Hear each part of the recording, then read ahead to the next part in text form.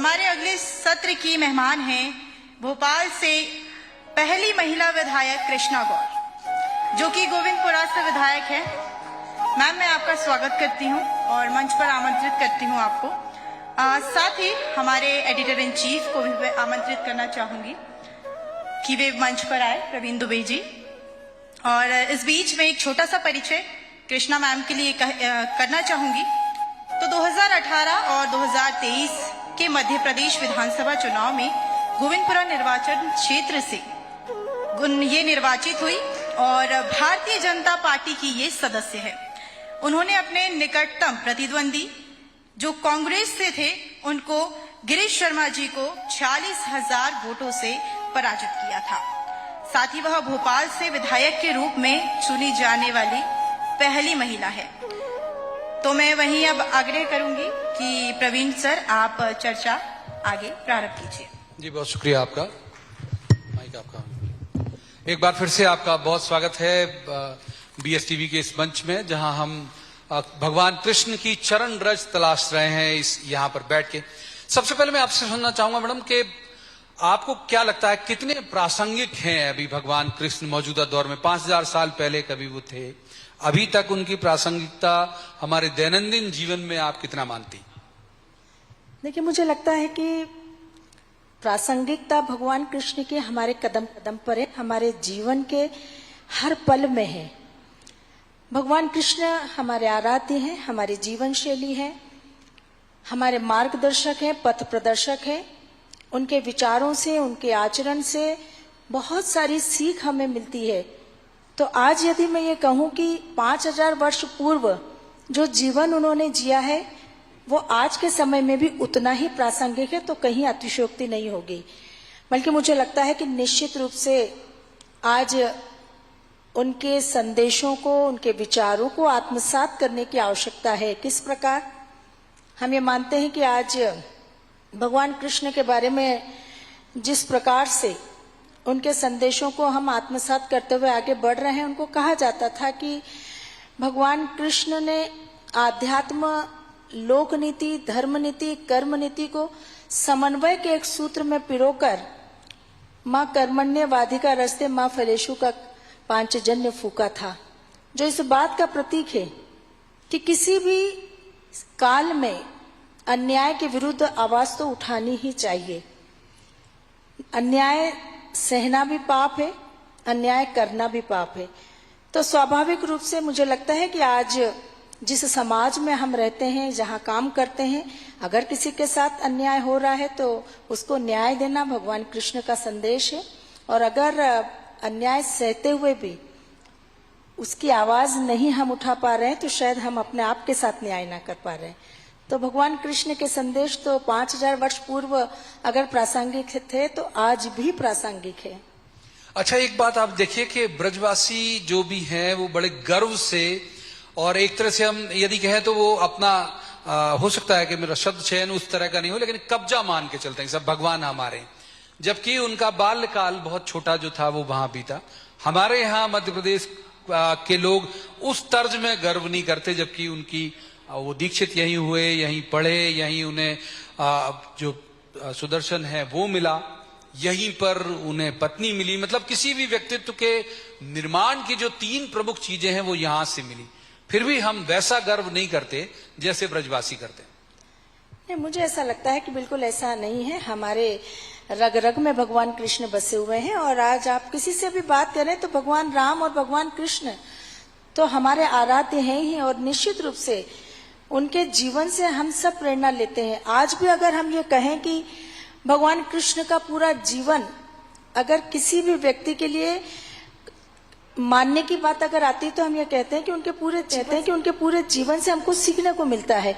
और आज भारत के आप किसी भी कोने में चले जाएं, भगवान कृष्ण ने बचपन जिया तो ऐसा जिया कि आज भी हर माँ अपने लाल को कान्हा कहने में गौरव का अनुभव करती है। उन्होंने जवानी जी तो ऐसी जी कि आज भी हमारे समाज में राधा कृष्ण के पवित्र प्रेम को आदर्श माना जाता है। उन्होंने मैनेजमेंट सिखाया तो ऐसा सिखाया कि दुनिया के सबसे बड़े युद्ध में 5 वनवासी भाइयों को विजयी बना दिया। उन्होंने ज्ञान दिया तो ऐसा दिया श्रीमद् भागवत गीता का वो ग्रंथ आज दुनिया का सर्वश्रेष्ठ ग्रंथ है।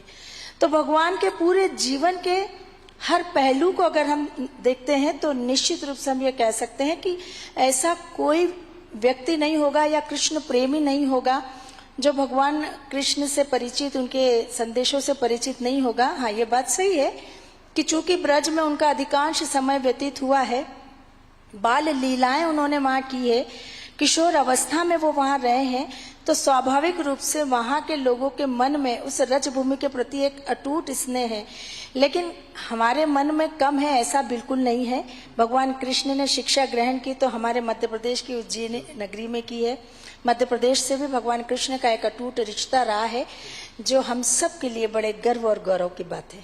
एक उनकी आइडेंटिटी और है, अगर हम ठीक से उनके दर्शन को विस्तारित करें या उसकी मीमांसा करें, कि वो वंचितों को आगे लेके चलते थे लगातार। चाहे आप देखिए कि जब वो पढ़ने आए तो बहुत सारे राज्यों के समृद्ध राज्यों के राजाओं के बेटे थे, लेकिन दोस्ती में उनका नाम आया तो वो निर्धन सुदामा के साथ आया। बाकी भी जो उन्होंने किया वो वंचितों के लिए ज्यादा उन्होंने प्रमुखता से रखा। आपको लगता है कि आप एक महत्वपूर्ण पद पर हैं, आप सरकार में मंत्री हैं, उनका वो दर्शन यहाँ गवर्नमेंट चलाने में कुछ आपको उपयोगी लगता है? भगवान कृष्ण ही नहीं बल्कि हमारी सनातन संस्कृति ही हमें ये सीख देती है, और इसीलिए हमारी सनातन संस्कृति की इस सीख को ही हम अपने राजनीतिक क्षेत्र में उपयोग करते हैं। और इसलिए मुझे लगता है कि आज जिस विचारधारा को अपनाकर हम काम कर रहे हैं वो बहुत हद तक भगवान कृष्ण के संदेशों से, भगवान राम के संदेशों से और हमारी सनातन संस्कृति से प्रेरित है। तो मुझे गर्व है कि एक ऐसी विचारधारा की कार्यकर्ता बनकर मुझे भी समाज के शोषित, पीड़ित, वंचितों की सेवा करने का अवसर मिला है। आपके विभाग में भी इस तरह के लोगों के लिए काम करने का वो अवसर है, तो क्या वरीयता रखती हैं आप उनके लिए? स्वाभाविक रूप से जो विभाग मुझे मिला है वो सेवा का विभाग है, और हमारे देश में सामाजिक भेद जो जिस प्रकार से आया और जिसके कारण लोगों के बीच में एक द्वेष की भावना आई, उसमें कहीं ना कहीं संतुलन और सामंजस्य बिठाने की आवश्यकता है। और इस दृष्टि से उस वर्ग को उस स्थान पर लाकर खड़ा करना मेरे विभाग के माध्यम से जिसके पात्र वो हैं, और इस दृष्टि से चाहे वो पिछड़ा वर्ग समाज हो, अल्पसंख्यक समाज हो, हमारे समाज का वह हिस्सा जो घुमंतु, अर्ध घुमंतु अर्थात डिनोटिफाइड ट्राइब्स आता है, जो समाज का एक ऐसा वर्ग है जिसको कभी नोटिफाइड ही नहीं किया जाता है। इस दृष्टि से ऐसे वर्ग के लिए काम करने का अवसर मिला है जिसे समाज की मुख्य धारा से मुझे जोड़ना है। तो मुझे खुशी है कि हम लगातार इस दिशा में प्रयास कर रहे हैं। हमारी सरकार भी इन वर्गों के कल्याण और उत्थान के लिए संकल्पित है, और मेरी प्रतिबद्धता ही इस बात की है कि ओबीसी वर्ग जो मध्य प्रदेश में जिसकी आबादी लगभग 52% है, उस बड़े वर्ग के लिए काम करने का अगर अवसर मिला है तो मैं अपने इस विभाग के साथ अपने प्रयासों से न्याय करूंगी। आपने घुमंतु और अर्ध घुमंतु का भी जिक्र किया कि नोटिफाइड ही नहीं है, जाहिर बात है। तो जो बुनियादी जरूरतें हैं, मतलब उनकी शिक्षा या स्वास्थ्य, इस सब को लेकर तो बहुत सारी मुश्किलें उनके सामने आती हैं, उसके लिए कोई प्लान आपका? इस बार के बजट में माननीय मुख्यमंत्री जी ने 10% बजट बढ़ा कर दिया है इस समाज के लिए, और विशेष रूप से उनकी कोशिश इस बात की भी है कि हमारे समाज का यह वर्ग जो घुमंतु, अर्ध घुमंतु और विमुक्त श्रेणी में आता है, जिनका जीवन सड़कों पर घूमते हुए बीतता है, उनके बच्चे शिक्षित नहीं हो पाते, उनका अपना कहीं ठिकाना नहीं हो पाता, और उसके कारण वो सामाजिक सुविधाओं से वंचित हो जाते हैं। ऐसे लोगों को चिन्हित करके, ऐसे वर्ग को आइडेंटिफाई करके उनके कल्याण की योजना बनाने का काम भारत सरकार भी इस दिशा में बहुत प्रयासरत है, और माननीय प्रधानमंत्री जी ने भी इस दिशा में लगातार हम लोगों को इस बात के निर्देश दिए हैं कि पूरे देश भर की और सभी राज्यों की घुमंतु, अर्ध घुमंतु जातियों को चिन्हित करना होगा, उनकी संख्या निकालनी होगी, और उसके बाद सरकार उनके कल्याण की योजनाएं बनाए ताकि उनके जीवन को बेहतर किया जा सके, वो शिक्षित हो सके, उनके बच्चे शिक्षित हो सके, उनको रहने का घर मिल सके, और वो एक अच्छा सामाजिक जीवन जी सके। तो चाहे केंद्र सरकार हो, चाहे राज्य सरकार, लगातार इस समुदाय के कल्याण के लिए संकल्पित होकर काम कर रही है। एक महिलाओं का एक विषय है, सनातन काल से चला आ रहा है, उनकी स्थिति को लेकर, और अलग अलग, मतलब ये ठीक है कि बहुत हद तक सुधार हुआ, लेकिन जो ग्रामीण परिवेश की महिलाएं हैं वो चाहे उस दौर में रही हो चाहे इस दौर में रही हो, अभी भी आपको नहीं लगता कि बहुत काम, चूंकि आप खुद एक महिला हैं और सरकार के जिम्मेदार पद पर हैं, तो बहुत काम किया जाना बाकी है महिलाओं के संदर्भ में, आपको लगता है? बहुत काम हुआ है, बहुत काम करना बाकी है, और जो काम हुआ है उसके लिए निश्चित रूप से मैं ये कहना चाहूंगी कि आधी आबादी को जब अवसर मिला तो उन्होंने अपनी क्षमताओं को सिद्ध किया। जब तक अवसर नहीं मिला था शायद उनकी क्षमताओं से कोई समझ नहीं पाया था, लेकिन सरकार ने स्थानीय निकायों में, ग्राम पंचायतों में जब 50% का आरक्षण दिया तो बड़ी संख्या में महिलाएं चुनकर आई, और किस प्रकार से ग्रामीण क्षेत्र में महिलाएं, चाहे पंच हो, सरपंच हो, जनपद सदस्य हो, अध्यक्ष हो, जिला पंचायत हो, नगर निगम में महापौर हो, नगर पालिका में अध्यक्ष हो, अपने आप को, अपनी प्रशासनिक क्षमता को सिद्ध किया है, वो वास्तव में देखने लायक है कि किस प्रकार महिलाओं के अंदर जो क्षमता थी उसका प्रदर्शन करने का जब अवसर मिला तो महिलाओं ने इस समाज को ये दिखा दिया कि कोई काम ऐसा नहीं है जो महिलाएं नहीं कर सकती है। तो आज जो अवसर मिला है उसको निश्चित रूप से उस अवसर का लाभ लेकर महिलाएं आगे बढ़ रही है, लेकिन अभी भी हमें लगता है कि बहुत कुछ किया जाना बाकी है। सामाजिक क्षेत्र में, आर्थिक क्षेत्र में प्रधानमंत्री जी ने भी तय किया है कि 3 करोड़ बहनों को लखपति दीदी बनाने का उनका संकल्प है, ड्रोन दीदी बनाई जा रही है। इसके साथ ही साथ सरकार की कई जन कल्याणकारी योजनाएं जो महिलाओं के आर्थिक उत्थान के लिए, महिलाओं को आर्थिक रूप से सशक्त करने की दिशा में संचालित हो रही हैं। तो महिलाओं का सामाजिक, आर्थिक, शैक्षणिक और राजनीतिक सशक्तिकरण हो, आने वाले समय में सरकार लगातार ऐसे अवसर उपलब्ध करती रहेगी। अभी हालांकि सरकार के आकलन का वक्त ऐसा पूरा हुआ नहीं, बहुत जल्दबाजी होगी आकलन करने की, ज्यादा वक्त हुआ नहीं, फिर भी अभी तक का जो परफॉर्मेंस है सरकार का, उससे संतुष्ट हैं आप? 100% संतुष्ट हूँ, क्योंकि सरकार की दिशा सही है, और जब हमारी दिशा सही होती है तो हमें परिणाम भी अनुकूल मिलते हैं, और जब परिणाम अनुकूल मिलते हैं तो हमें चारों तरफ एक सकारात्मक वातावरण दिखाई देता है। और मैं मानती हूँ कि निश्चित रूप से सही दिशा में चल रही सरकार आज बेहतर परिणाम दे रही है, और लोगों को इस बात का एहसास हो रहा है कि गरीबों का कल्याण करने वाली, हर वर्ग को विकास की मुख्य धारा से जोड़ने वाली और मध्य प्रदेश को एक पूरे देश में एक स्थान पर पहुंचाने के संकल्प के साथ काम करने वाली हमारी भारतीय जनता पार्टी की सरकार है, जो हमारे मुख्यमंत्री जी के नेतृत्व में काम कर रही है।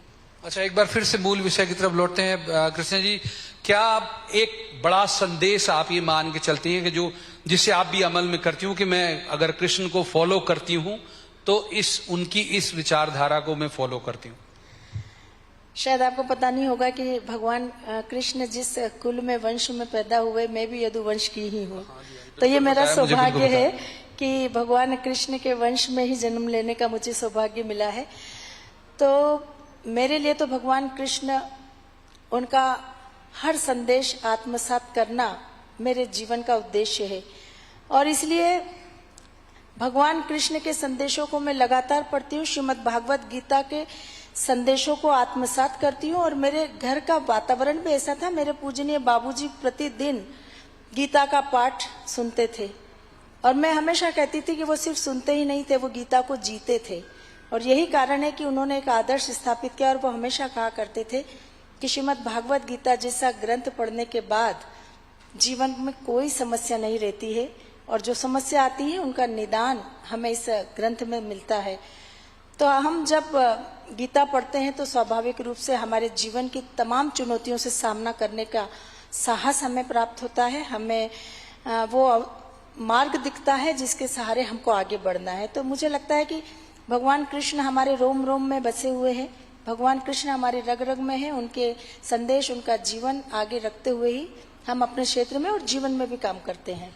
लेकिन एक आरोप आप लोगों पर विपक्ष लगा देता है, जब आप पाठ्यक्रम में शामिल करने की बात करते हैं कि भाई जीवनी पढ़ाई जाएगी भगवान राम की, भगवान कृष्ण की, या और भी इस तरह की, तो विपक्ष कुछ ऐसे, विपक्ष को लगता है कि आप कोई एजेंडे के तहत आप लोग काम कर रहे हैं। नहीं, विपक्ष को मुझे लगता है इसमें राजनीति करना है। पूरे विश्व का एकमात्र देश भारत देश जो सनातनियों का देश कहलाता है, इस देश के सनातनियों के रग रग में भगवान कृष्ण और राम हैं, और अगर भगवान राम और भगवान कृष्ण के को अगर पाठ्यक्रम में नहीं जोड़ा जाएगा तो हमारी आने वाली पीढ़ियों को हम क्या संदेश देकर जाएंगे।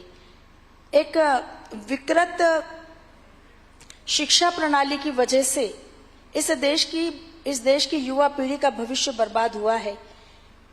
हमारी शिक्षा प्रणाली ने जिस प्रकार से हमारी युवा पीढ़ी के मन में जो नहीं डालना चाहिए था वह डालने का प्रयास किया है, और वास्तव में इस देश की युवा पीढ़ी को जिस दिशा में आगे बढ़ाना चाहिए था वो एक विकृत शिक्षा प्रणाली के साथ नहीं हो पाया। लेकिन आज मुझे खुशी है इस बात की कि 2020 में प्रधानमंत्री जी ने जिस प्रकार 34 वर्षों के बाद देश में नई शिक्षा प्रणाली का आगाज किया है उसके बेहतर परिणाम अब दिखाई देने लगे हैं। और मैं मानती हूं कि सनातनियों के इस देश में भगवान राम और भगवान कृष्ण के संदेशों को, सीखों को हमारी नई पीढ़ी को निश्चित रूप से सिखाना ही चाहिए, पाठ्यक्रम में शामिल करना ही चाहिए।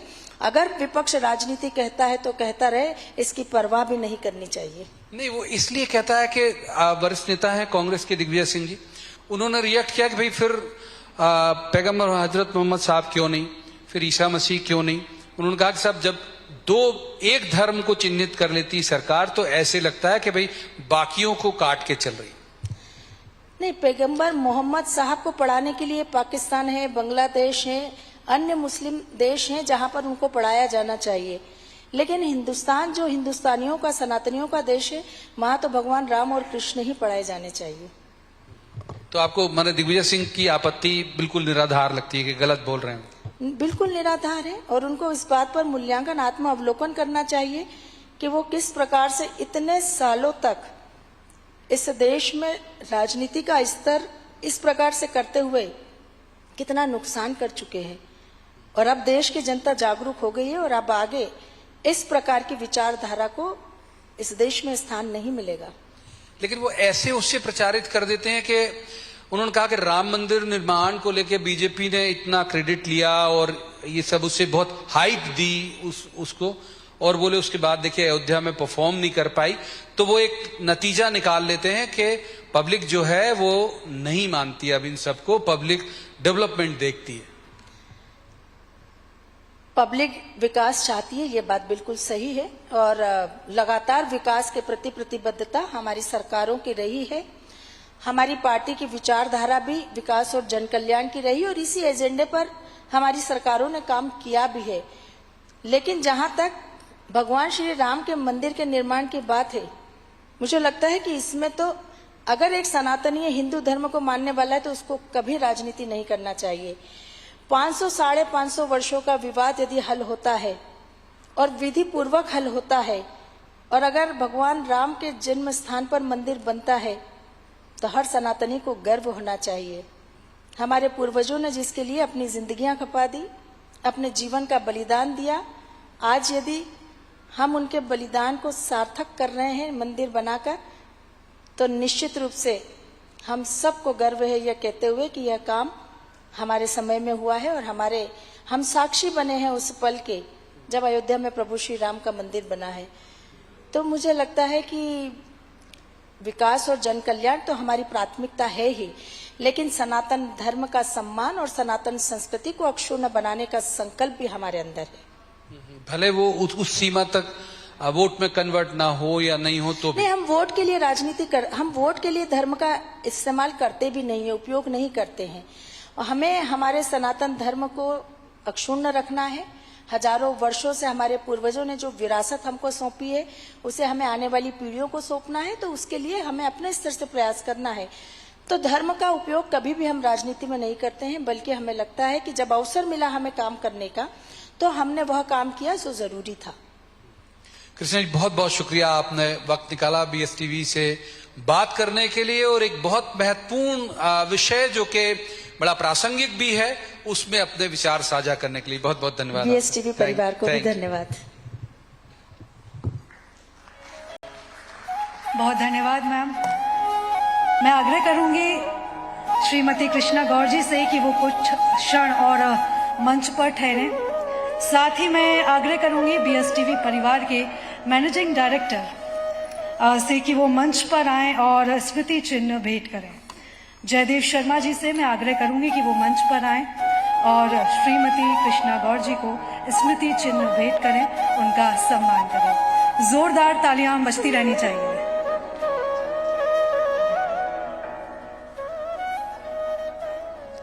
BSTV परिवार के MD जयदेव शर्मा जी,